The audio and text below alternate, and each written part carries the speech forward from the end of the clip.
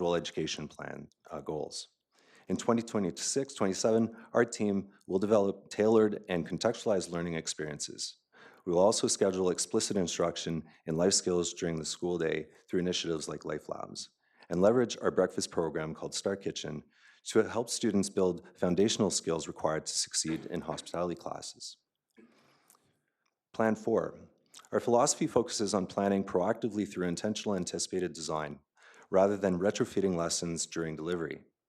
We will facilitate teacher collaboration and co-create layered supports for students with intellectual disabilities in grade level and D-stream classes. Teachers will design lessons with multiple points of entry based on student strengths. Ultimately, we aim to plan for all learners and build daily routines that anticipate variability through universal design for learning principles. Build capacity.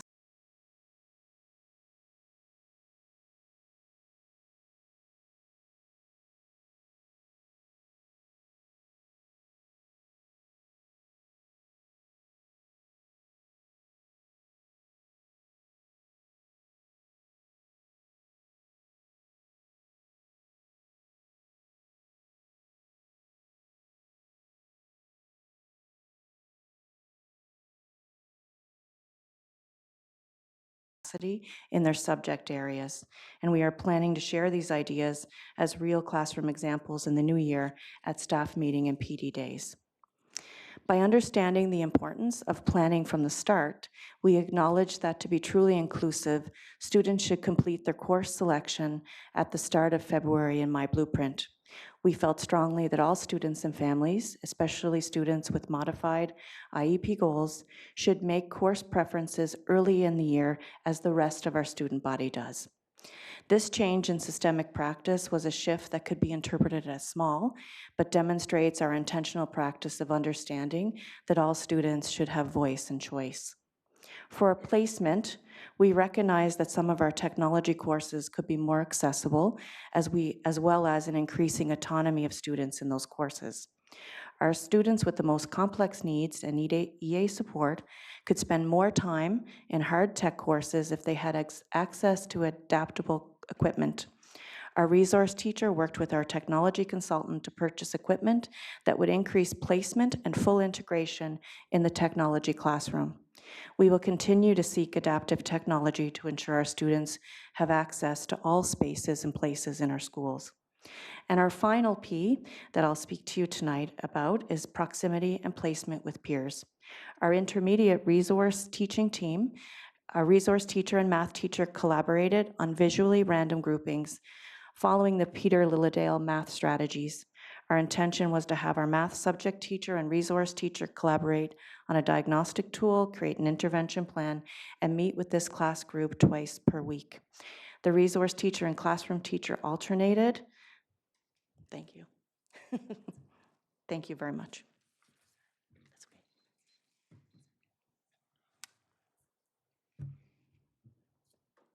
okay.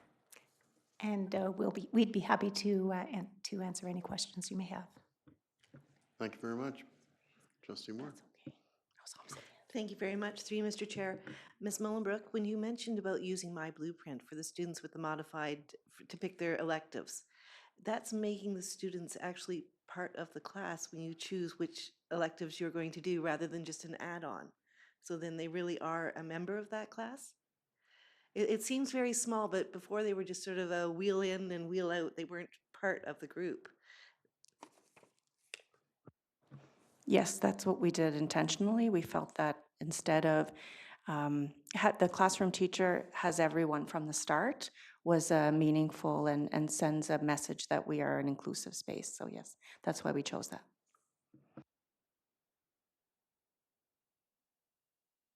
Trustee Colburn, then Trustee Simpson.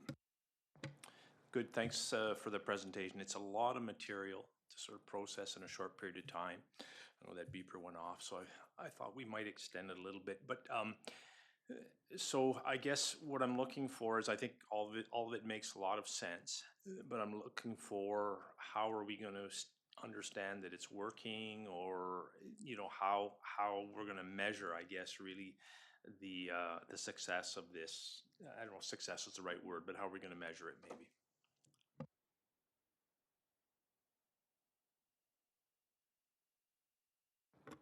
Through you, Mr. Chair. So throughout the pilot project, we are collecting data, and that we have determined what the indicators are of success. And we will be collecting through our focus groups, through our surveys that we'll do with teachers and with staff and with students and with parents to use that data to inform whether we are meeting our indicators of success. So this is music to my ears, seriously, that's why I'm going at the end. I believe that all of these have been OCSB tacit assumptions all along, and that's why, particularly in place, we're very strong. But I do like the way that these pillars have operationalized what our tacit assumptions are. And I find it interesting that, you know, we're only emerging in some areas. So I'm just going to pick universal design as one of them because we know that that's basically essential for some, but good for all. And because we are emerging, I guess my question is, and particularly with de-streaming, I can understand how this has become more important to have universal design when we de-stream courses.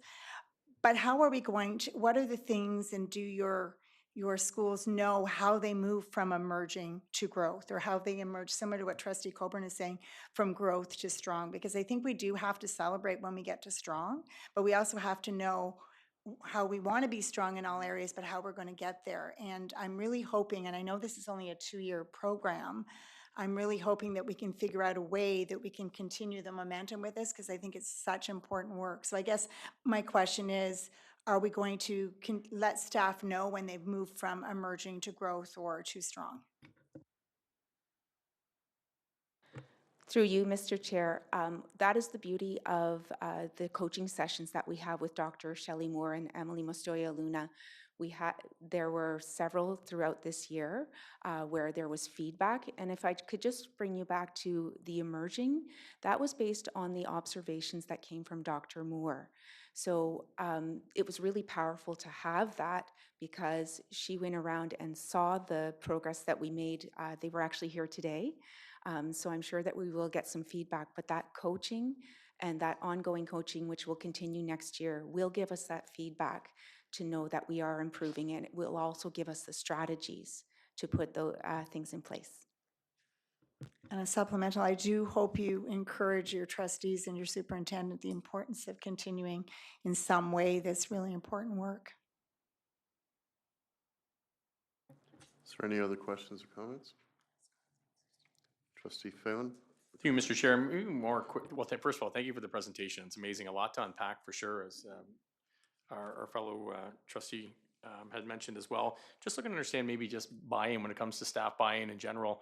When it comes down to starting something new, it's a new initiative. I believe there was some discussion on IEPs and creating individual plans for these individuals that would be brought into the program. Just wondering about buy-in, and so you have buy-in at these 2 schools, which is absolutely amazing. Extrapolate that now across the board. What do you anticipate, or what did you see through the buy-in process of getting staff engaged in this program? Through you, Mr. Chair. So yes, we did start with principals who saw this as a need in their school, and that has gone very well. The discussions throughout all of the secondary principals have also continued, and there is interest now from a few other schools. So we are hoping that through example and through sharing our professional learning, that other schools will, as we begin to roll this out across the 15 high schools, that there will be buy-in from a system level, and perhaps one of you wants to speak to from a school level. Through you, Mr. Chair.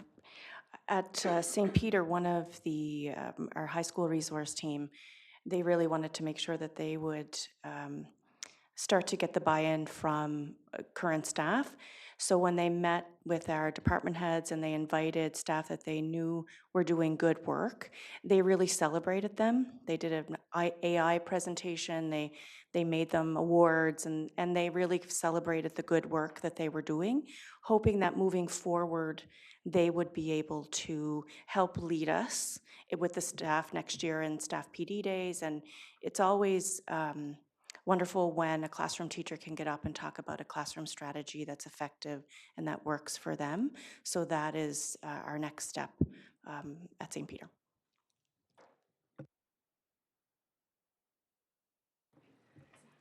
Is there any other questions or comments?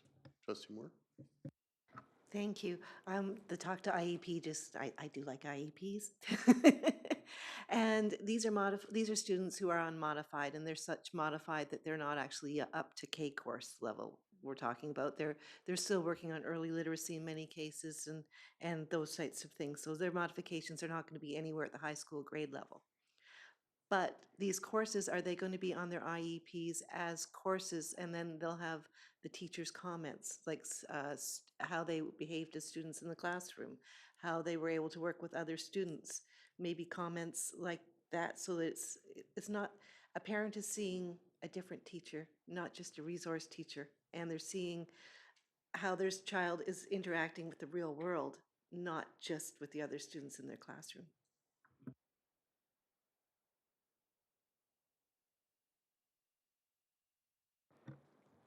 Through you, Madam Chair, yes, that is our hope. With Shelley's approach, she speaks a lot about working with your grade and with the subject area, so that there's always an entry point for your students. So if you're in a K course, but you're in a 2P science, you're doing a lab project, and your students in your class are doing a lab project that may be parallel to each other, and that there are curriculum components that you will be able to look to evaluate and place on the IEP, and if you wanted to put those comments on the report card, as we have as current practice as well.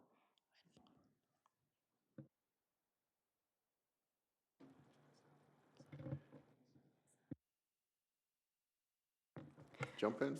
Through you, Mr. Chair, one of the most important cultural shifts that we have seen at St. Peter and Lester B. Pearson is the breaking down of the silos and the more collaboration between the classroom teacher and the resource team. So answering to your question with regard to IEPs, there is a more collaborative effort where the learning or the learning goals are developed collaboratively.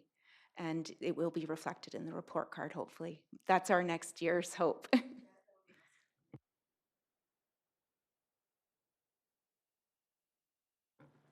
Thank you very much for your presentation. Can I have a mover? Trustee Moore. Seconder, Trustee Simpson. That the memorandum from the Superintendent of Special Education and Student Services dated June 2nd, 2026, and entitled Removing Barriers Pilot Project be received. All in favor? Opposed? Carried. Declarations of conflict of interest. We have one, Trustee Coburn with the budget. Confirmation of the minutes of the regular board meeting of May 26th. Can I have a mover, please? Trustee Coburn and Trustee Lukatich-Myers. That the minutes of the regular board meeting of May 26, 2026 be adopted as presented. All in favor? Opposed? Carried. No unfinished business from previous meetings. Item I, presentation and consideration of committee reports and student trustee reports. Committee of the whole board. Madam Vice Chair. Nothing to bring forward. Thank you. Item 2, memo from the Superintendent of Continuing and Community Education, Student Trustees Reports 2025-2026. Superintendent Hopkins and Kiara and Jaden. And just to let everybody know, Mr. and Mrs. Fragioni are here to watch their daughter today. And she won't let you down. She does a great job. So through you, Mr. Chair, I'm pleased to welcome our two student trustees, Jaden Anna Bragazim and Kiara Frangioni, both valued members of this board. They're going to present this evening about the various initiatives that they've led and activities that they've been involved in, particularly in the second half of the school year. Thank you, Superintendent Hopkins. Good evening, Mr. Chair and esteemed trustees. It is our pleasure to present to you the year-end Student Trustee Board Report. We are happy to provide a recap of our year as student trustees and express our gratitude for this amazing opportunity. We'd like to start by thanking the Directorate, Board of Trustees, Student Senate, and all OCSB students and staff for a great year. We have felt honored and privileged to serve as this year's student trustees, and are grateful for all the doors and opportunities that have opened as a result. We finished off our year with our last Student Senate meeting in April with a special message from Director Mary Donaghy. This was followed by an interactive activity exploring the social entrepreneurship program, a presentation from the Indigenous education team on the importance of land acknowledgements and maintaining truth and reconciliation, a student budget input session, and an end of the year letters to your future self writing activity with all the co-presidents, organized by myself and Jaden. Additionally, we were happy to deliver a presentation to the Ottawa Catholic Parents Association February 25th and have recently participated in the last student census meeting of the year. We'd like to thank CSPA for having us as presenters and the Equity and Diversity team for including us in the Student Census Committee this year. Next slide, please. This year's Catholic Education Week Mass was an evening full of community and celebration, honoring OCSB staff excellence and their commitment to Catholic education. Jaden and I would like to congratulate all the award winners and thank them for their passion, hard work, and dedication. This evening also featured the Faith Through Expression Challenge during the reception, celebrating student voice and faith through an artistic lens. Outstanding student artwork from K-12 was showcased to parents, students, and educators alike. We extend our sincere thanks to the communications team, including Senior Manager of Communications Charlene Hunter and Assistant Manager Natalie Rodriguez, as well as the Religious Ed team, Religious Ed Coordinator Ashley Boivin, along with the chairs of the Catholic Education Week Committee, Joe Chinani and Joanne Blackburn, for their support of this project and in bringing this vision to fruition. Next slide, please. Students wrote prayer books. They created recipes for joy, glued together mosaics of faith, explored the stations of the cross, and made art exemplifying the stewardship of creation. Thank you to all the participants for these fantastic submissions. To further spotlight these pieces, an Instagram post has since been uploaded on the OCSB students' Instagram account in collaboration with the Ottawa Catholic School Board account. This year, Kiara and I also had an amazing opportunity to bring together all the schools in the community to host Battle of the Schools. Battle of the Schools was one of the highlights of the year and a great example of what can happen when students come together. Throughout the week, we saw incredible participation from schools all across the board, with students showing up, getting involved, and supporting one another in every Spirit Day. What made this year's BOT so special wasn't just the competition, but the sense of community it created. Students, staff, and volunteers all played a role in the making of the week successful, and the energy at every Spirit Day was amazing. Whether students were dressing up or behind the scenes in some fashion shows, everyone contributed to the experience. This year's theme, Building Bridges, was truly reflected throughout the week. BOTS brought students together from different schools, encouraged new connections, and reminded us that while we compete against one another, we are all a part of the same community. Most importantly, this year saw an incredible increase in participation, showing that more students than ever wanted to be involved and take part in school life. Seeing that level of engagement was inspiring and made this week even more meaningful. Overall, BOTS was an unforgettable experience and helped make a celebration of school spirit, leadership, and community. And I want to give a big thank you to everyone who helped to make it a success. This year, Kiara and I had an incredible opportunity as well during the Ontario Catholic Student Trustees Association to work alongside all the other student trustees to partake in our Charisms of Saints project. The Charisms of Saints project provided an opportunity to explore the lives of various saints and learn about their unique charisms or gifts of the Holy Spirit. That guided their faith and service to others. A key component of the project involved reflecting on our own charisms as student trustees and considering how these gifts are present within our schools, communities, and leadership experiences. The project encouraged students to connect faith with action by identifying ways that they can use their talents and abilities to serve others and create positive change. As part of the initiative, students selected 3 saints and researched their feast days, personal quotes, pathways to holiness, and the way their charisms continue to inspire people today. For this project, I chose St. Patrick, Mother Teresa, and Louis XI of France, each of whom demonstrated leadership, service, and a deep commitment to living out their faith. And as for myself, I researched Saint Mark the Evangelist and Saint Marie-Léonie Paradis, as shown in the following slides. Next slide, please. Additionally, the student trustees who participated were asked to share their research at the Ontario Catholic Student Youth Day. The following slide captures my virtual presentation of the Charisms of the Saints research of a fellow student trustee to students grades 7 to 12 across the province. Next slide. This year, I had a great privilege to be an honorable guest speaker at the Thummel Heritage Month. The Thummel Heritage Month provided an important opportunity to recognize and celebrate the history, culture, and contributions of the Thummel community within the Ottawa Catholic School Board and all of Ottawa. Serving as a student speaker during the celebration allowed me to share the significance of Thummel heritage and highlight the impact that the Thummel community continues to have on schools and society today. The event promoted cultural awareness, inclusion, and student representation by creating space for students to learn from one another and appreciate diverse perspectives. By sharing personal experiences and reflections, the celebration strengthened connections between students while also fostering a greater sense of belonging and understanding. Thummel Heritage Month reflected the board's commitment to equity, diversity, and inclusion while encouraging students to embrace and celebrate our own identities. The event served as a reminder that our differences strengthen our communities and that our cultural celebrations play an important role in building bridges across schools and communities. Through my involvement as faith minister in the Catholic Education Interest Group, as a part of the organization, the Ontario Student Trustees Association, I was given the opportunity to consult with Dr. Ann Jamieson, president of the Institute for Catholic Education, on the grade 10 religion curriculum. We looked at curriculum targets and expectations from a student lens, providing feedback on which were the most prominent and least prominent in our classes. Finally, we provided suggestions on the newly modernized grade 10 textbook, specifically which resources we believe would be most helpful to teachers and school boards to synthesize and organize all material, such as pre-made PowerPoints, lesson plans, and digital tools.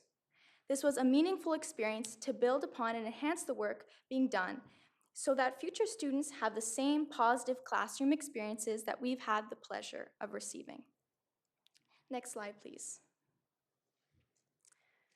May 4th was a day full of learning and new opportunities as I spent my time shadowing Rachel Wilson, CEO of United Way East Ontario. This opportunity was provided through the organization Youth Ottawa and their CEO for a Day series, in which many OCSB students were involved. This included myself and my partner from St. Joseph Catholic High School. We started our day with a CEO Q&A session for United Way's Instagram account. We then traveled to City Hall to observe the Mayor's pledge to end youth homelessness by 2030. After this, we attended the Red Dress Day event to commemorate the murdered and missing Indigenous girls, women, and Two-Spirit people. Our excursion ended as we visited the headquarters of Operation Come Home and learned about Project STEP, a commitment to reduce harmful substance abuse and technology addictions through support, education, and treatment. We discussed how partners, such as the Ottawa Catholic School Board, play a vital role in this citywide response. Next slide, please. This slide captures an overview of my experiences during the day. You'll notice in the top right and bottom right are behind-the-scenes photos from the mayor's announcement, where I was given the unbelievable opportunity to sign the city pledge, leaving a lasting legacy as a youth advocate in Ottawa and representing youth voice in local politics. We would like to sincerely thank you guys for contributing to our incredible experience this year as student trustees. From conference and board meetings to the small hallway conversations while waiting for the boardroom to open, each moment has played a meaningful role in shaping our journey. Throughout this experience, we have learned a great deal about leadership, collaboration, and the importance of student voice in decision-making. We are especially grateful for your ongoing guidance, support, and encouragement, which have helped us grow both personally and as representatives of our school community. It has been an honor to serve in this role and to have the opportunity to contribute to discussions that impact students across the board. We truly appreciate the trust you have placed in us and the opportunities we have been given to make meaningful difference. We'd be more than happy to answer any questions or hear any comments from the board. Thank you. Very impressive presentation. You know, it's been a pleasure to see you grow and mature from September, coming in last June, saying you're gonna be the trustees, and you had big shoes to fill, but you filled them and enlarged them. Like, you've been engaged and, you're not afraid to speak up and represent the students in any board meeting, so congratulations to that. I'll open up to the trustees. Trustee Phelan. Through you, Mr. Chair, I echo your sentiments. Really, really great job, and I think it's really been neat to watch you, grow and mature, as you mentioned, but also from day one. You both opened the mic, I think, on day one, and both said something. You weren't shy, you didn't hold back at all. So you're two just amazing leaders, and it's been really, really great to watch you mature in this role as trustee. Maybe I'll just ask a quick question, if that's okay, just on advice in general. It's a difficult role. You've got a lot to manage. You've got to work, balance between home and everyday work life. You've got your trustee role and different hats to wear. What advice would you give the incoming trustees as they look forward to next year and, they have to manage that experience between, home life, work life, school, and just have the balance, a full balance in doing the trustee work? All right, through you, Mr. Chair. I think the number one piece of advice that I wish I was told when I started this grade 12 senior year was learning how to manage my time properly. I feel like with a lot of commitments, a lot of the clubs I'm in and student trustee and keeping my grades up for university, it was a little bit difficult. But over time with this position, I feel like I've grown as a person to really show my time management skills properly. My word of advice to the incomings are to please try to learn how to manage your time. That's the only thing I feel like would have saved me much earlier on. But yeah. Well, I think for me, if I can just repeat about the work portion of it, when you're really enjoying and passionate about what you're doing, it doesn't really feel like work. So I think it would be to find those moments of enjoyment, to really live in the moment, because I know for myself, I'm often looking ahead to the next thing. So to really take each moment as what it is, really appreciate it, be open to new opportunities, be open to the new doors that will open through the position of as student trustee, and really leverage support networks, leverage family, leverage, co-trustee, and really just enjoy everything along the way. Take everything as a learning experience. That would be my word of advice.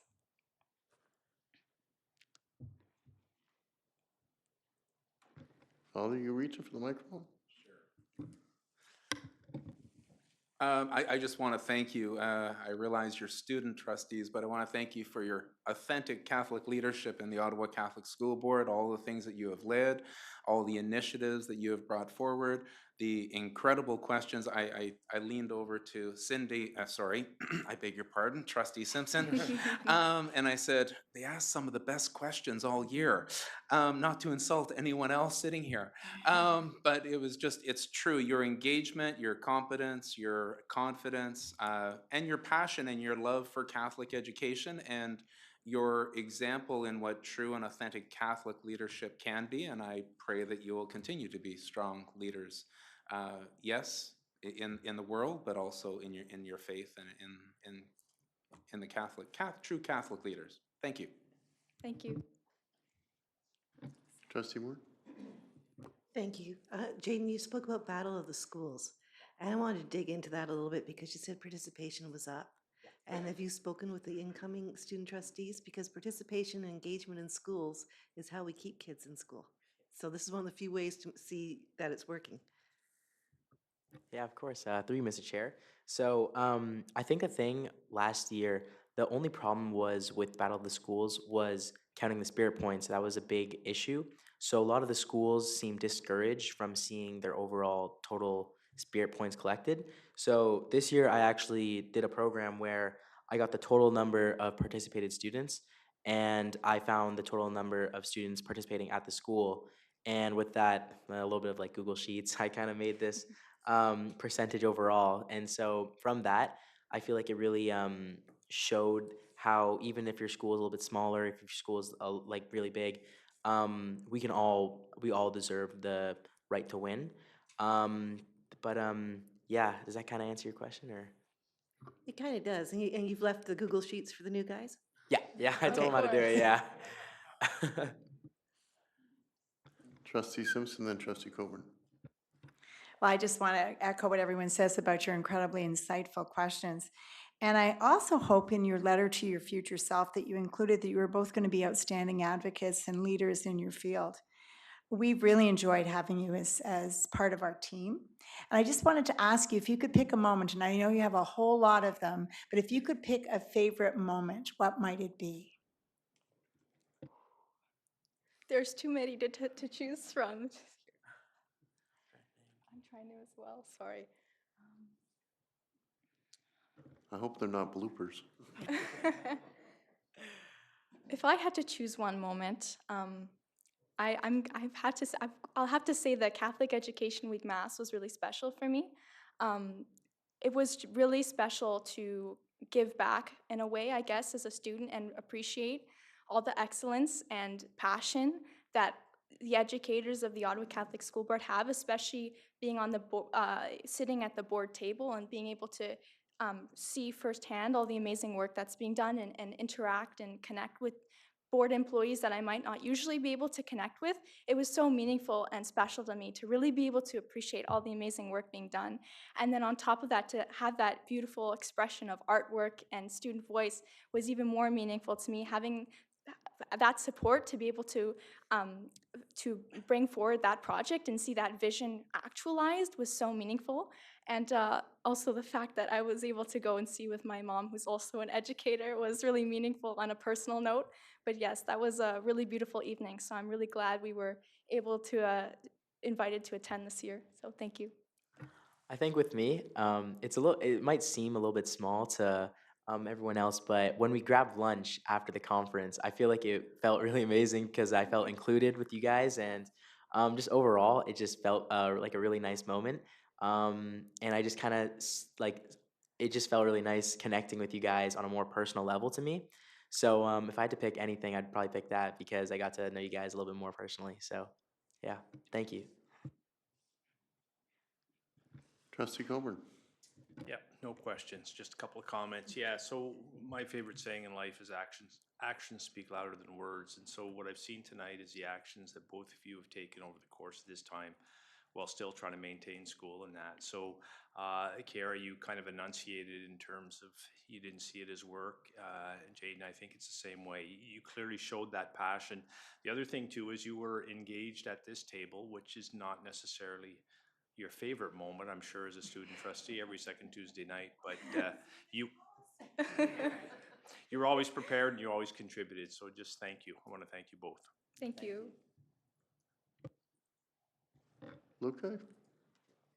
You're the only one who hasn't spoken. If you would like to speak. But we just got to say goodbye next meeting and start all over again. Yeah, no, that's fair, through you, Mr. Chair. Yeah, I think just very impressed for two young people to have such original ideas and to, you know, as other people have said, not be afraid to speak up. And I would agree, some of the best questions, definitely. You know, sometimes I would kick myself, why didn't I think of that? But yeah, no, congratulations and thank you. And maybe just would be interested to know kind of for the future what your plans are. Next week. Okay, sorry. So not allowed to ask that today, apparently. Okay, thank you. We need something to discuss next week. Don't we? Congratulations, and as Trustee Coburn said, if you enjoy doing this and it's not a job, I feel exactly the same way, and that's why I keep running for election. And you made a difference. I think that I continue to make a difference, and that's why I'm still involved. So if you get something that you love, don't give up on it. And again, 2 weeks from now, the next meeting, we'll go through this whole thing again, saying goodbye. So thanks very much. Can I have a mover, please? Trustee Lukatich Byers and Trustee Simpson. That the memorandum from the Superintendent of Continuing Community Education dated June 9, 2026, entitled Student Trustees Report 2025-2026 be received. All in favor? Opposed? Carried. Item 3, memo from the Superintendent of Special Education and Student Services, RESEAC minutes of April 22nd, 2026. Superintendent Benton.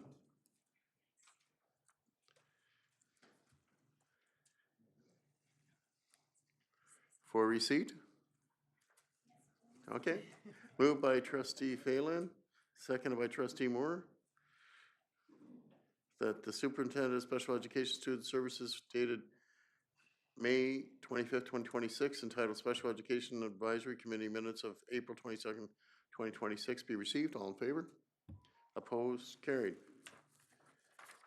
Item 4, memo from the Associate Director of Business Affairs, re-Osta minutes of the regular session meeting of April 27, 2026.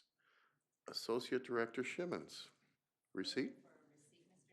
Thank you very much. A mover, please. Trustee Simpson. Trustee Lukatich-Mars. That the memorandum from the Associate Director of Business Affairs dated June 3rd, 2026, containing the Osta minutes of the regular session meeting of April 27, 2026 be received. All in favor? Opposed? Carried. Memo from Trustee Brian Coburn, Chair of the Audit Committee. Those minutes are for receipt, Mr. Chair. You want to move them? I'll move them. Seconder, please. Trustee Phelan. That the memorandum from the Chair of the Audit Committee dated June 3rd, 2026, containing the approved regular session minutes of May 19th, 2026 Audit Committee meeting be received. All in favor? Opposed? Carried. Item J, presentation considering staff or trustee reports. Memo from the Superintendent of Planning Facilities read the new Fernbank North Catholic Elementary School attendance boundary final recommendations. Welcome Superintendent Vella and Mr. Baxter. Good evening, Mr. Chair and trustees. I'm joined this evening with our Manager of Planning Construction, Ian Baxter, bringing forward final recommendations on the attendance boundary for the new Fernbank North Elementary School. And I will now, Ian will now go through the consultation process and staff recommendations. Thank you, Superintendent Valla, and good evening, everyone. Through you, Mr. Chair, trustees have in front of them a memo respecting a recently completed consultation process to set the attendance boundary for a new elementary school in the northern portion of the Fernbank community. The memo provides a summary of input received from impacted school communities and the public and seeks board approval for a set of final recommendations. In September of 2027, New Fernbank North, ES, is planned to open its doors to students from junior kindergarten to grade 6. The school will also accommodate a childcare center that includes toddler and preschool programs. A general contractor has been retained and construction on site at 620 Triangle Street is expected to begin shortly. In January of this year, we received approval from the board to commence a consultation process with school communities. A document was made available at that time that included a proposed attendance area and modifications to the boundaries of 2 existing schools, St. Martin de Port and St. Stephen. After the consultation was approved, a web page was published with supporting information and key steps and a Google survey form for the receipt of input. Notice regarding the process was provided to parents and guardians and posted on school websites. As part of the process, a public meeting was then held on the evening of March 5th in the gymnasium at St. Martin de Port. Approximately 15 members of the public attended the meeting, both in person and virtually, to provide comments and ask questions of staff. During the process, we received a significant amount of input from parents regarding the proposal. Feedback included 29 submissions via Google survey. Input received generally focused on a few common themes. A number of concerns were raised from parents around the redirection of the St. Stephen boundary area located south of Hazeldine Road, citing the small number of students involved, historical neighborhood alignments with Stittsville rather than Fernbank, crossing Robert Grant Avenue, and distance to the new school. Multiple comments were received supporting the new school and the proposed attendance boundary, and for the need to reduce the use of portable classrooms at existing schools. Requests were submitted to provide students with an option to stay at current schools rather than relocate to the new school. A number of concerns were also expressed from residents of the St. Stephen boundary area south of Hazeldine Road around the distance to the new secondary school to be built in Fernbank versus Sacred Heart High School. Staff comments regarding input received during the process are provided in the memo you have this evening. Additional information can also be found within the consultation document that's linked. It should be noted that the revision to the St. Stephen attendance boundary has been a topic of discussion that goes back to the 2019 capital plan. The board's objective has always been to repatriate these students back to schools located south of Hazeldine Road once new space and new schools could be opened. Decisions around the boundary of the new high school will be made as part of a separate consultation process that will take place during the upcoming 2026-2027 school year. While staff support a family of schools model that would see new Fernbank North feed to the new high school in its entirety, this future consultation process could include evaluating other options. For example, creating an option area for students who live in the Fringewood area to choose to attend either high school, or potentially directing grade 6 students to do different high schools. Tonight, though, we are focusing and considering elementary school boundaries only. Upon reviewing the input we have received over the past 4 months, staff have finalized a set of recommendations for consideration. Recommended attendance boundaries are shown in Appendix A of the memo you have tonight. Under the recommendations, the new school's attendance area would be bounded by Hazeldine Road to the north, Terry Fox Drive to the east, the Trans-Canada Trail to the south, and a combination of rear property lines and hydro lines to the west. The recommended boundary includes the northern portion of the Fernbank development area that is currently directed to St. Martin de Port, and that portion of the current St. Stephen attendance area located south of Hazeldine Road. The new school is projected to open with an enrollment of 312 students in September 2027, increasing to 453 students 5 years later in 2031, a school utilization rate of 89%. We are recommending that new Fernbank North open with a full complement of grades. This structure is consistent with previous openings and will ensure that siblings remain together and are directed to the same school. We recognize the impact that change has on our students and families and will work with those affected during the upcoming year to assist with transitions in advance of September 2027. New Fernbank North will be the first elementary school to open within the northern portion of Fernbank. We are pleased tonight to be taking the next step in providing local accommodation for elementary students in this part of the city. The receipt of funding from the province for this school is earlier in the development cycle than has been typical in the past. The school, New Fernbank North, will have a chance to grow alongside the neighborhoods and families it will serve. The new school will help to alleviate pressures currently being experienced at St. Martin de Port and will assist with managing enrollment growth from ongoing and significant future residential development within the St. Stephen attendance area. Approved boundary changes will be implemented coincident with the opening of the new school, currently planned for September 2027. I think I'll leave things there, and staff are here tonight to answer any questions that trustees may have.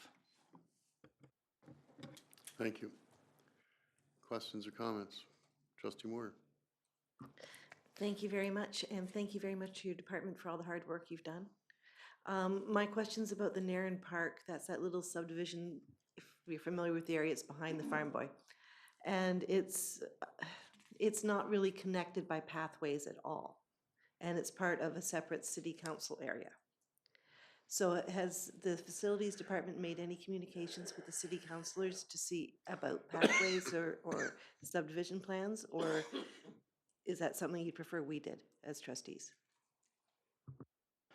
Through you, Mr. Chair, through you, Mr. Chair, and in response to the trustee question, we did follow up with OSTA, and we also followed up with the City of Ottawa in terms of there is, I believe it opened or is open right now or was recently completed.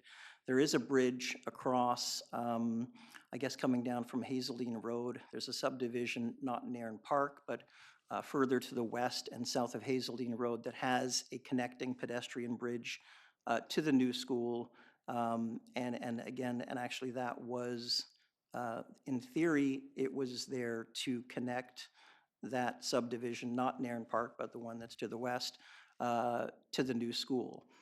Saying that, the distance from Nairn Park, there are possibly some homes that would be within the walking distance. But we didn't get a clear answer from OSTA. Generally, the residents and the homes that are in Nairn Park, similar to St. Martin de Port currently, would be eligible for transportation and would likely be bused to the new school. But we did follow up, yes. Thank you very much, because it is a high-risk area. They really can't walk. Thank you. Trustee Vale? Through you, Mr. Chair, thank you so much. Just wanted to, first of all, say thank you for everything that you folks do, from the consultation process to the emails going back and forth to the phone calls, by constituents, of course, and even myself into your office. I really do appreciate all the, the feedback, the due diligence, the extra, attention to detail when it came down to supporting certain regions within, that ward to actually throw a line in the sand and find out where the dividing line is. I personally won't be supporting this one just based on a small group that's in the Fringewood area. But I just really would like to just congratulate you on the time that you've taken and the due diligence that you put together when it comes down to these consultations. They're not easy for families, as you know.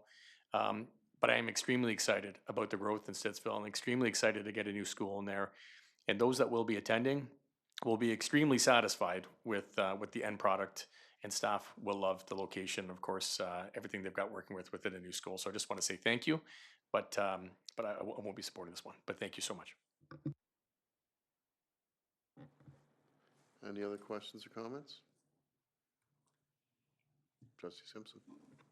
Just relating back to Fringewood, it is kind of like a little compact community that identifies with Stittsville, having worked in that area. And can you explain your reasoning as to why you would take that kind of compact community and they feel somewhat displaced? And I'm just trying to understand how you came to your decision. Through you, Mr. Chair, and in response to the trustee question. So I think, as I said earlier on, really the thinking all along has been, though that area was only directed north of Hazeldine Road to St. Stephen, when the southern part of that area had guardian angels and Holy Spirit, did not have enough space. So the thinking has always been to bring those kids south of Hazeldine Road. We, staff, certainly believe, we looked at Holy Spirit. Holy Spirit had been mentioned previously in previous processes.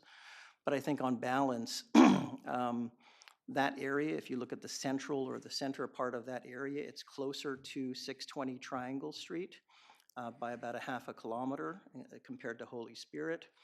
The new school has space to accommodate. Holy Spirit is a small site, smaller school. Redirecting that area and those students to Holy Spirit would likely require 1 or 2 portables. In addition, there are expansion lands on the west side of Stittsville that will likely be directed in the future to Holy Spirit. So I think we are a little bit mindful of the longer term and what Holy Spirit might look like in 7 to 10 years.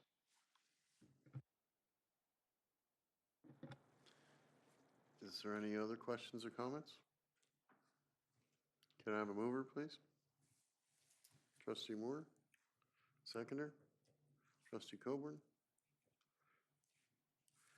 That the memorandum from the Superintendent of Planning and Facilities dated June 3rd, 2026, entitled New Fernbreak North Catholic Elementary School Attendance Boundary Final Recommendations be received, and that the recommendations contained therein be approved, including an attendance area for in the new Fernbank North Catholic Elementary School and associated boundary revisions to existing schools as shown in Appendix A and any accompanying student redirections.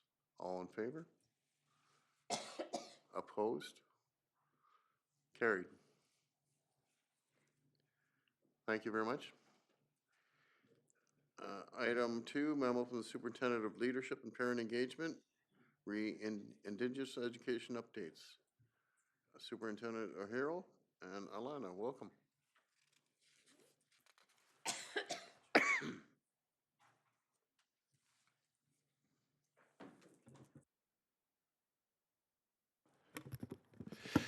Through you, Mr. Chair, the Indigenous Education Coordinator, Alana Trines, joins me today to provide OCSB Indigenous Education updates.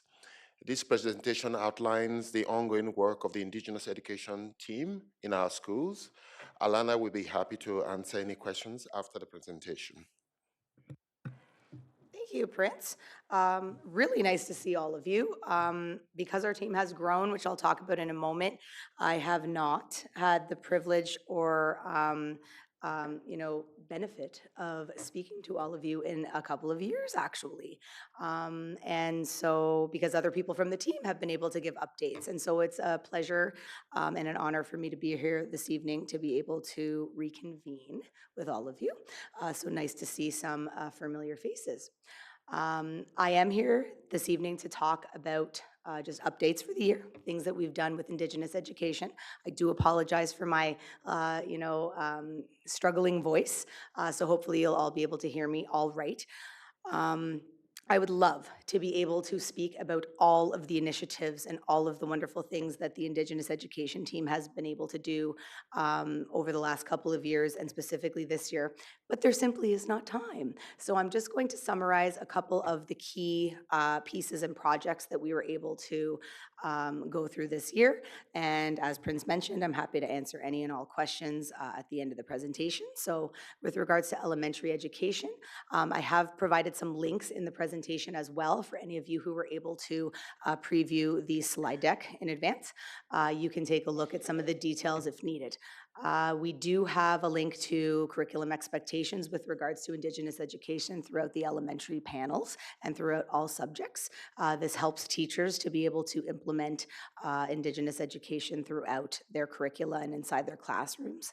We do have kindergarten packages as well across the system that have been delivered to most kindergarten teachers throughout the system. These provide kind of hands-on inquiry learning pieces that allow kindergarten students to work through Indigenous education in a good way. We do have literature lessons for not only primary, but also for junior. So all the way from grades 1 to 3. We also do have literature lessons in further grades as well, but I'm talking about elementary right now. And the land acknowledgement instruction in schools as well as a pathway for learning is a project that we have been working on for a number of years. I think some of you may even be familiar with those projects and initiatives, and that is something that has really helped us as an Indigenous education team move forward our initiatives throughout the system in a good way. We also have a consultant for elementary education. With regards to secondary, we do have ISAs, which are Indigenous Student Associations in all high schools.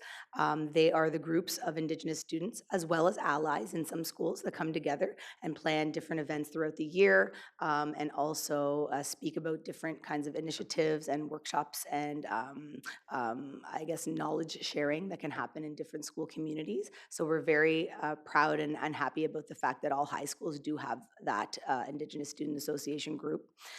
We do also have an Indigenous Student Summer Program where Indigenous students come into our program during the summer school time. It is part of the summer school programming and it has been growing.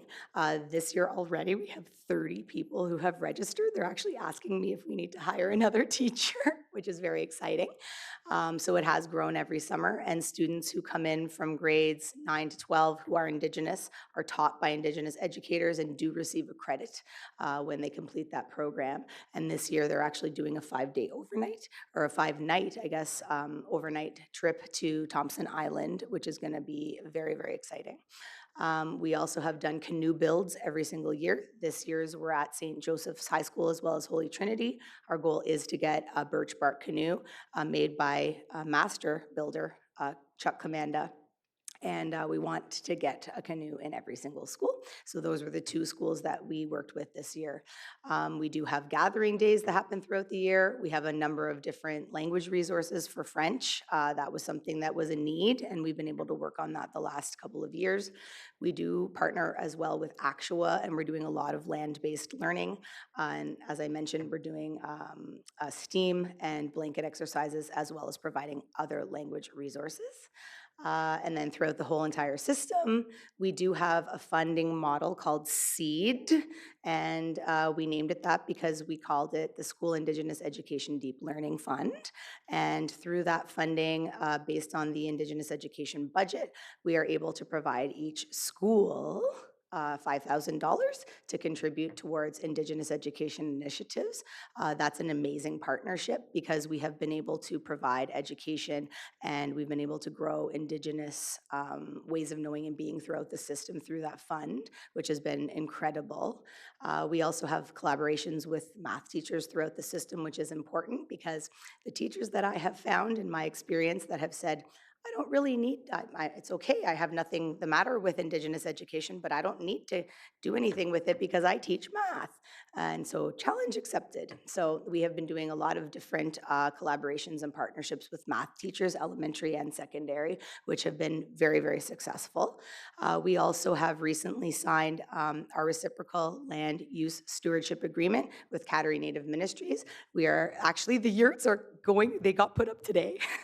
So today was the day, and that's an amazing opportunity as well with Cattery because that means that students will be able to now, when we do overnight camps on the land there, which is in Fitzroy, they will have yurts to be able to camp in. We do still have tents and things like that, and it's a wonderful, wonderful place. The land is beautiful, and I recommend if anyone has the opportunity or is out in that area, let me know. I'm happy to walk anybody around. There's a beautiful waterfall, hiking trails, gardens. It's a wonderful, wonderful place. And so the fact that OCSB now has that partnership happening with Cattery Native Ministries is a very, very special thing. We're also working on smudging protocols, not only for this building, but also throughout the system itself. That's ongoing, but it's really, really good that we're working on that because, again, we're able to build relationships and partnerships through that communication. We also have lots and lots of requests for restorative practices, which I do in part of my work. I'm not going to lie, it's been a bit difficult because I get a lot of requests to come into schools and do restorative practices, but I do what I can. But it is something that we connect with Indigenous education in a good way, and I think that that could even be something for further conversation moving forward to have someone dedicated to that role in our system. We also have been running an OCSB powwow. This year was our second inaugural year, and last year was our first, of course, and we want to continue to run this powwow event for years to come. It's a really, really special thing, and I believe we're one of the only school boards in the province that runs an event like that. And also the Indigenous Education Framework. So this has been completed in collaboration with Negon Sinclair. He's been an incredible advocate as well as consultant with regards to our new framework. We are focusing the framework around his idea of the 4 Ps, which are presence, practice, pedagogy, and permanence. And again, if I had more time, I would unpack all of that for all of you. I'd love to be able to do so at any point. The framework is being or has been created around those 4 Ps, and it really is an outline for how our system can move forward with implementing Indigenous education in a really great way in order to eventually make it a permanent structure throughout our system. And again, we have a lot of professional development and events that happen throughout the system. The PATH course is one that we're going to be again implementing. Some of you may be familiar with it from previous years, but we are going to be offering that out to the system again moving forward. Multiple offerings. We also have many workshops for missing and murdered Indigenous people, specifically in the month of May, which we went through, and they were very, very well attended. We also have many workshops as well throughout the Leading and Learning Journey, which is after-school professional development opportunities. And again, learning from the land, especially now with our collaboration with Cattery Native Ministries. We also have funding for guest speakers, community partners, resources. 4 Seasons of Indigenous Learning is another professional learning opportunity that's very successful for a lot of educators. And we also work on reconciliation projects. And some of the challenges is, again, actually this year has been quite excellent with regards to professional development. We have been able to offer more this year than we have in years past, and that has been incredibly well received by educators. So that's just a comment. We appreciate that as well. Thank you. And just communication as well. We're always looking for the best ways to communicate information out to the system and to all of you so that you understand and learn and know all of the things that we're doing. So any feedback about that is always welcomed. And also even just getting back to basics. And what we mean by that is simply that we don't always need to make everything kind of, you know, huge and shiny and glossy. We would love to have those like on the ground relationships and be able to work on things that way with foundational communication and relationships. So there you go, right on time. Thank you. Thank you very much, Alana. Questions, Trustee Moore? Thank you very much. The languages caught my attention. I have a friend whose son went to the program at Algonquin College and wasn't able to take his own language. He had to take a different language because that's all they had available. I can see that you've got so much more available here, including Inuktitut, or did I say it right? Because we have a large population here and it's important. Are we also offering these courses at the secondary level, but are we also offering through community so that families can help regain together their own languages? Through you, Mr. Chair, and thank you for the question, Trustee Moore. That's a great question because this has been something insofar as projects or initiatives are concerned that we have attempted to prioritize at a pretty deep level. What the biggest challenge has been so far historically is finding language speakers. And so working with continuing education and knowing that they provide Saturday language classes, it's always been a conversation between Marian, Kayed, and myself that we would love to offer Indigenous language courses on those Saturday courses. The issue is that we don't necessarily have access to language carriers at this time. However, I can share that the province has been setting up something that they call language circles. And so Inuktitut was the first circle that was created throughout the province. Now Anishinaabe is the second circle that's being created again throughout the province, where teachers who carry, or individuals, I should say, who carry the language, if they do not have an OCT, like if they do not have a teaching degree, we are now being given permission from the Ontario College of Teachers to employ those folks as language carriers so that then school boards throughout the province are able to provide language opportunities through those educators. But again, these circles have been created, but it's a matter of getting folks in who can provide those language opportunities and who also live within the areas of where school boards exist. So there are more rural boards, I should say, or boards that are even closer to reserve communities that are able to offer those language opportunities. And we as an urban board and other urban boards as well are in the same position. We are still working on how that's going to look and how we can plan that and how we can get those language carriers to come and participate with us. But I appreciate that question because that's a high priority and it's incredibly important. Thank you. Is there any other questions or comments? Trustee Phelan. Through Mr. Chair, just quickly looking at your kinder literature. Just hit your landing page here in general, but how's the learning process going for that level of student, if you will? And it's obviously done through many different ways of teaching. Could be through videos, could be through books, through be education methods. But I take it they're being very receptive. There are early learners, and how are they adopting to this type of education? Thank you, and through you, Mr. Chair, can I ask you, Trustee Phelan, what did you say right at the beginning?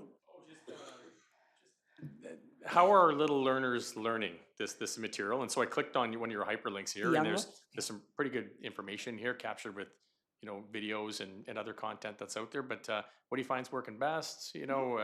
How's that learning experience going for our kinders? Thank you. Right, so with the kindergarten packages that we created, those have been incredibly accessible for all the educators who have adopted them into their classrooms. Not every single kindergarten educator has yet done so. That's okay. It is a work in progress, and we're trying to make sure that we're not just kind of, to put this in a certain way, we're not just kind of like throwing resources out there. We don't want to do that. We want to be able to say, here is what we can provide, here is what we have that's available, and please let us as educators as well collaborate together so that we can help educators to understand how to use those things in a good way. So that's essentially what we have been doing. And so I can actually tell you that I did my outdoor educator certification a couple of years ago, and I did my placement in a kindergarten classroom with a colleague. And it was absolutely incredible to be in there working with those kinders with the materials that we had provided, and especially with an educator as well who was confident in using those materials, because I think that's a really big piece of it. We don't want to force anything on anyone who isn't yet comfortable with the content or material. We want to ensure that we're providing that collaboration, communication, and education to those educators so that then they can feel comfortable with providing that education and information to their classes. That's really, really important. And so being able to work in a classroom with an educator who had done the work and who was very confident with the materials was an incredible thing to be able to participate in. Because for the outdoor education course, you have to do like a placement in a classroom and all these kinds of things. Because I work at the board, I don't have a class, right? So that's how I ended up with that kindergarten classroom. But in saying all of that, I have seen many, many examples. As a matter of fact, I was just at St. Monica a couple of days ago, and they did a Spirit Bear picnic day with their grade 1 class. And they have been doing this for years. And the children, like the grade 1 students, like they're doing a motion-based land acknowledgement, and they know what it means, and they know even what unceded means. They know what Algonquin community means. Like the educators who are comfortable and confident with the material are really doing a wonderful and fantastic job throughout the system of teaching the students in their classes about Indigenous education. And the educators who aren't confident yet, that's why we're here. And so that's also a really, really good thing. But how's it being received? I mean, I'd say in the classes that I've had the opportunity to participate in, it's Indigenous education is pretty, like it's there, you know? And that's what our goal is that we want it to sort of be a thread through all subjects and grades and classes and schools, and so that it's always present. And that's what the 4 Ps mean. And again, like I said, I'd love to unpack those maybe another time. But when we get to permanence, that's the goal. That's the ultimate goal. And so many of those teachers are working towards those initiatives, and it's actually a very beautiful thing. I've only been doing this work now for 6 years here in the system, and I myself have seen a tremendous amount of progress and only more to come, hopefully. So I hope that answered your question. Kira? Through you, Mr. Chair, I just wanted to start off by saying that it was really meaningful and it was really special to have you and your team come and do the drum circles with us, do the land acknowledgements, answer any burning questions. So first of all, thank you. I know I mentioned that in my board report, but I just wanted to reiterate how much we appreciated that. If I may be allowed a question, I wanted to follow up. I really like what you said about, Indigenous education being a thread through all the subjects, and about the collaboration with math teachers. That really caught my attention. So I'm curious if you would be able to just provide a little bit more information. I would be happy to, and thank you for your question through you, Mr. Chair. It was also a pleasure for me, by the way, to be able to come and speak with the student trustees that day that I was able to, and also to be able to share any other teachings throughout the year with all of you youth, because that's why I do what I do. I appreciate all of you, so thank you.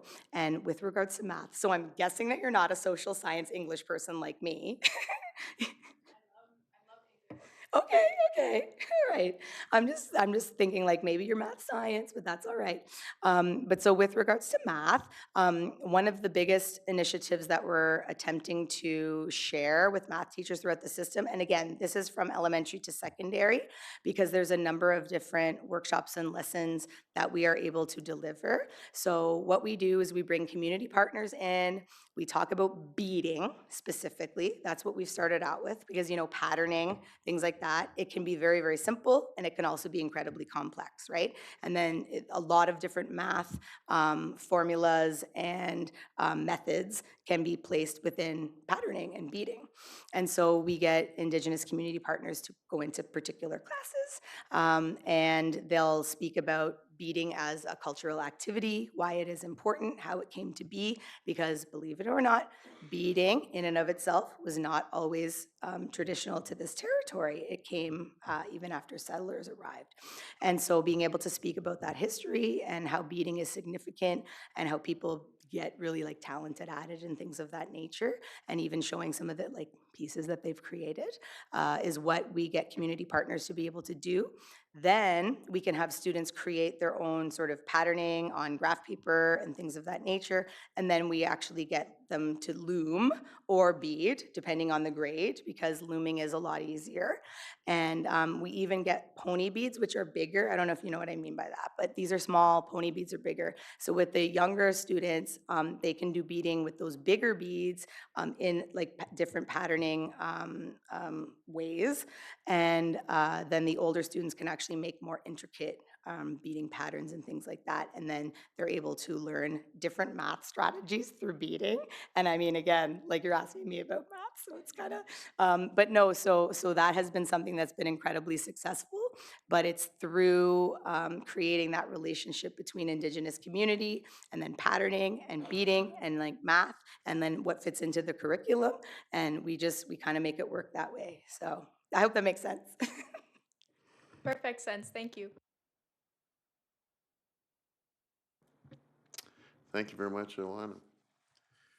Can I have a mover, please? Trustee Phelan, Trustee Simpson. That the memorandum from the Superintendent of Leadership and Parent Engagement dated June 3rd, 2026, entitled Indigenous Education Updates be received. All in favor? Opposed? Carried.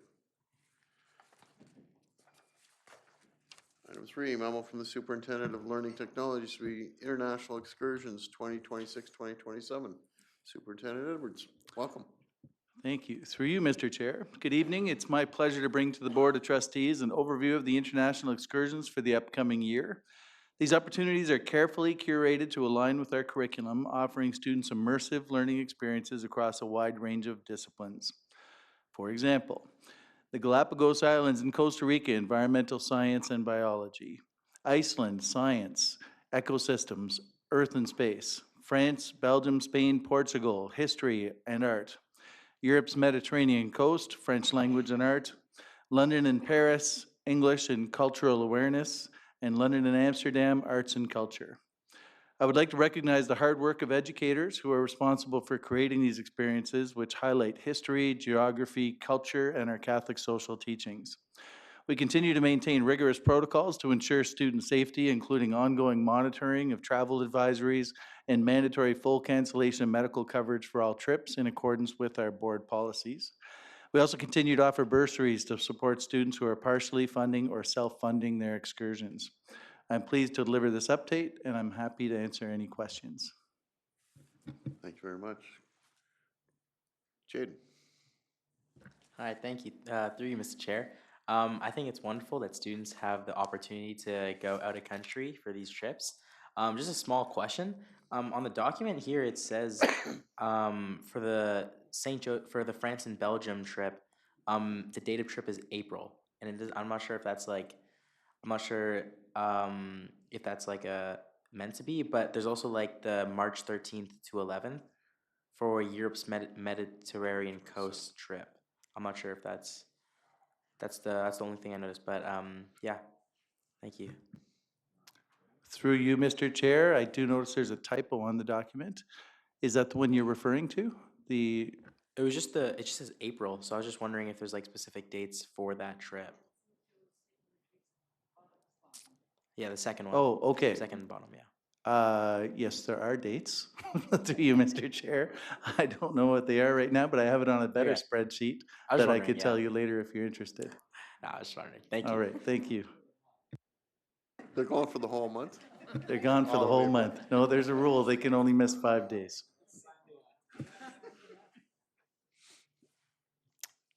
Yes. Through you, Mr. Chair, if I can just add to what Jaden is saying about how meaningful these trips and valuable they are to the students. We just had our announcement for the next St. Pius Europe trip, and I know the school's already buzzing with excitement of who's going to go, where are we going to go. So I just wanted to reiterate how important these learning opportunities are for students, and thank you for the work that's being done within this to make sure to give students these interactive experiences. So thank you. Thank you. And through you, Mr. Chair, I totally agree. And my daughter's doing third year in Munich right now, third year finance out of McMaster. And once you get that travel bug, it's something that hits you for the whole life. And it changes who you are as a person. So I hope we can start that journey for students and they see that the world is bigger than what we are just in Canada. Although Canada's pretty big too. Trustee Lukatich-Myers and then Trustee Moore. Through you, Mr. Chair. I think in past years, we had the amount as well, the cost of the trip. So that would be maybe something that would be interesting for us to see. I'm glad that we're offering bursaries because that's my next usual question. And just wondering whether we do have some caps, maybe there's some wonderful trip, but do we have a financial cap where, we feel like maybe that's then too much? Thank you. Through you, Mr. Chair, we actually do. As you know, travel's become much more expensive and the cost of fuel, and we're anticipating even greater changes. We do have a cap. It cannot go over $5,000. We've had a couple of exceptions, but really, we do stay under 5,000, and I work closely with the providers to make sure that we stay under that. And if it means they've got one fewer excursion, but it's meaningful for families that we stay under that. And there is pressure to increase it for sure, but I fight that fight. Trustee Moore? Thank you, through you, Mr. Chair. They've got some amazing trips, and they don't let little things like political instability get in their way. They've finding some really neat places and looking elsewhere, so that's awesome. But my question was asked and answered, but thanks. Any other questions, comments? A mover, please. Trustee Phelan? And Trustee Moore? That the memorandum from the Superintendent of Learning Technologies dated June 1st, 2026, entitled International Excursions 2026-2027 be received. All in favor? Ladies and gentlemen, all in favor? Opposed? Carried. Trustee Coburn is leaving the room, conflict of interest. So item 4, memo from the Associate Director of Business Affairs, presentation approval of the 2026-2027 budget. Welcome Associate Director Shimmons and Ms. Donnelly. Thank you, Mr. Chair. As has always been the board's process for budget, we have presented the individual budget schedules over a period of several board meetings. So tonight, we are pleased to present the final version of the staff recommended balanced budget for consideration and final budget approval by trustees. So with that in mind, our final proposed budget provides for $833 million in grant and other revenues to fund $833 million in expenses. So in simple terms, the operating budget is balanced to zero before considering our planned $7.4 million one-time expenditure drawdown from reserves. This budget represents a 3.7% increase to revenues and related spending, and the overall budget spends 80% of budgeted expenditures in the classroom for classroom staffing and learning resources supporting the classroom directly. Projected enrollment for next year is an increase of another 1,452 students, having our enrollment topping out at just over 54,000 students, an overall increase of 2.8% enrollment growth over the current year's actual. Or you can say that we're growing at the equivalent to 3 new elementary schools per year. In addition to adding 59 more teachers this coming September to support class size and 35 additional EAs for enrollment growth, the budget also provides structural investments to continue to strengthen classroom learning. As such, beyond the 8 dedicated literacy and numeracy itinerant teachers the board added to the current year budget, next year's classrooms will have 20 additional targeted teaching positions in math and early literacy for a total of $2.7 million. 2 of these 20 teachers, or 16 high school sections, will provide secondary transitional support teachers in high schools. The remaining 18 elementary intervention support teachers will work alongside classroom teachers to provide responsive Tier 1 and Tier 2 support for students who may be at risk of falling behind and who might not otherwise access interventions. Also added above class size growth, I know it's not 10 minutes, okay. Also added above class size growth is 3 additional half-time VPs for our schools most in need. That summarizes some of our bigger structural additions to the ongoing operating budget, and now I would like to speak to the $7.4 million in one-time investments from reserves. This planned one-time drawdown from accumulated surplus reserves is compliant with the provincial regulations and is within the 1% and supports priorities identified through consultation with trustees, families, advisory committees, employee groups, and students. The 26-27 planned drawdown of $7.4 million or 1% includes first, $150,000 for student voice initiatives. These projects directed by students continue for a second year. Second, a $1.5 million investment in skilled trades completes the second year of this 2-year total $3 million investment. This second phase builds on the realization in the current year of expanded hands-on learning experiences, growing industry partnerships, and equipment renewal for high-demand career pathways. Thirdly, another $1.5 million investment in inclusion and well-being continues with year 2 of 2 for a total of $3 million for that investment. This multi-year project deepens support for student mental health and staff wellness, expands equity initiatives, and builds capacity to ensure that every school is a place of belonging. And we heard a bit about that tonight in the department profile earlier. Fourth, last year the board approved a $3 million investment in play structure renewal over 3 years.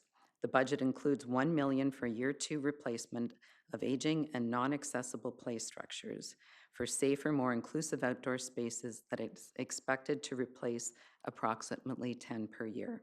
This augments the completion of the board's previous $7.5 million multi-year investment in outdoor learning spaces that finishes up this summer.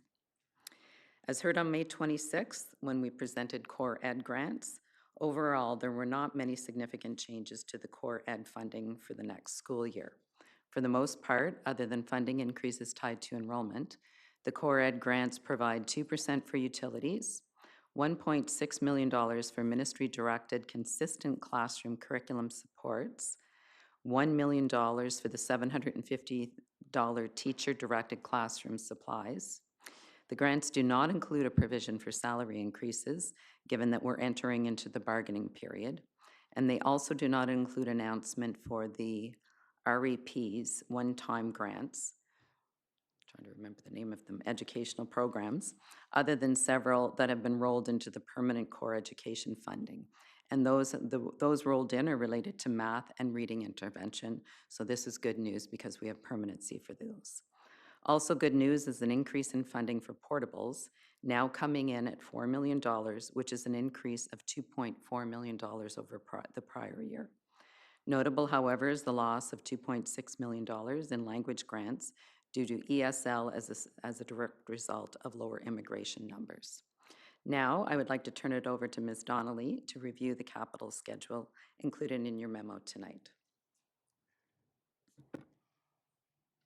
All right. It's my pleasure to review the 26-27 capital budget with you tonight. Total capital expenditures for the year are projected just under $115 million. A significant portion, $53 million, is dedicated to 5 new schools across East and West Ottawa, with an additional $11 million allocated for 3 school additions. These major projects are supported by direct funding from the ministry through our capital priority grants. Furthermore, we've set aside $7.8 million for future land improvement, or sites as well, to be recovered through future EDC revenues. Please note that our current deficit for EDC is projected to be $31 million by the end of August 2027. For existing infrastructure, we have budgeted $23 million for school condition improvements and $12 million for school renewal projects. While these programs have distinct ministry criteria, both are essential for ensuring our aged schools receive the necessary major renewals and repairs. Also included in the capital budget are $1 million for the continuation of our Catholic Education Center exterior repairs and accessibility projects, $1 million for ventilation, heating upgrades, and roofing repairs at our closed schools, $1 million for play structure renewals, and $2.8 million for technology devices and vehicle replacements. Finally, our operating capital budget includes $4 million for portable relocations and the leasing of 6 portables to be funded by temporary accommodation grants, and $2.2 million in school renewal operating expenses supported by SRA funding. Planning and Facilities will bring further detailed recommendations for specific projects under SCI, SRA, and reserves to the board this fall. And I'll pass it back. So finally, the third new schedule in your memo is the Section J link within your cover memo. The operating accumulated surplus reserves is estimated to be $58.6 million at the end of 26-27. This is after deducting a planned $7.4 million drawdown for one-time expenditures included in the balanced budget for next year. While we still have positive balances in our accumulated surplus reserves, 2026-27 is planned to be the second year of 2 years permitted by the ministry without prior approval from the minister. As such, the expenditures planned to be funded from reserves are one-time commitments that would not carry over to future years should the minister not approve a future drawdown. A significant portion of those one-time expenditures would otherwise cease, and the board would then operate on our status quo balanced budget with enrollment growth ample to fund needs. It is important to note that the accumulated surplus reserves that are not otherwise committed for special projects is estimated in your schedule at $21 million at the end of the next fiscal school year, and that is if all budgets are spent. This is equivalent to 2.9% reserved and is appropriately aligned with ministry advice to maintain 1 to 2% in reserves for unexpected events. So with that, thank you to all that drive the budget development, from the trustees setting priorities at budget time and throughout the year, to all of our partners providing input, right through the students who we heard from tonight and voiced their priorities through Student Senate. This support, along with the work of each and every staff and volunteer in the system, builds up our enrollment and supports our board's commitments to Catholic education and makes the work of our executive team and finance team a gratifying task to be able to put this budget together. For that, I thank you all. That concludes our presentation, and we would be happy to take any questions. Thank you very much, and please thank all your staff for all the work they got done in such a short time. Questions and comments? Trustee Moore. Thank you. Not even going to touch the REPs? I want to say thank you very much for your budget, as the chair said, and that reflects our community, your conversation, and our values as the Catholic School Board. And it leads to my question, as Brian would usually ask, is of how much above the envelope for special education will we be spending this next year? Thank you, through you, Mr. Chair. That's a great question. You will actually find that number on Schedule B2, which is page 14 in your document. Oh, sorry, I correct that. B11, page 13 in your document. And the projection for 26-27 is $29 million. We have allocated approximately $5 million through the Qualifications and Experience Grant against the envelope. And with the increase in funding this year at $2.7 million and the increase in expenses at 1.5, it's helped temper that deficit growth. Any other questions?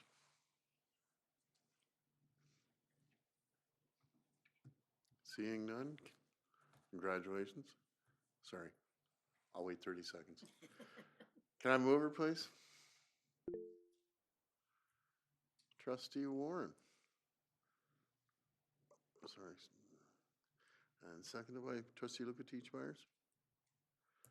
That the memorandum from the Associate Director of Business Affairs dated June 3rd, 2026, entitled Presentation and Approval of the 2026-2027 Budget and the accompanying budget documentation be received, and that the Board approve the 2026-2027 balanced budget as presented on June 9, 2026, which includes consolidated board expenditures budget in the amount of $850,141,000, consisting of the following: an operating budget of $833,250,000 and consolidated PSAB adjustments of $16,891,000, and that the 2026-2027 capital expenditures budget as presented on June 9, 2026 in the amount of $114,938,000 be approved. All in favor?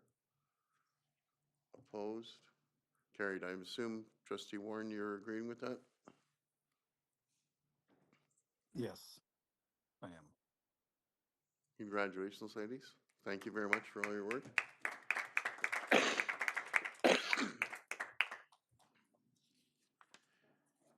There's no new business, there's no notions of motions, confirmation of the action report.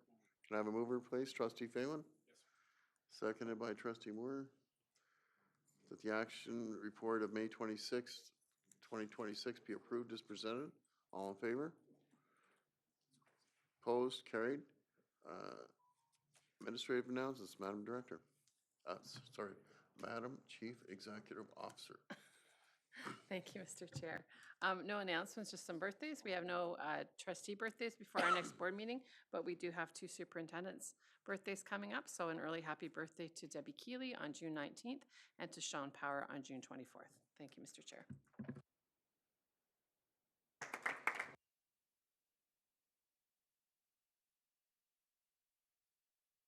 Notifications already out. It's amazing. It's fast. Charlene is on. Can I have a mover, please, to adjourn the meeting? Trustee Simpson and Trustee Phelan at 8:46 p.m. All in favor? Opposed? Carried. Thank you very much.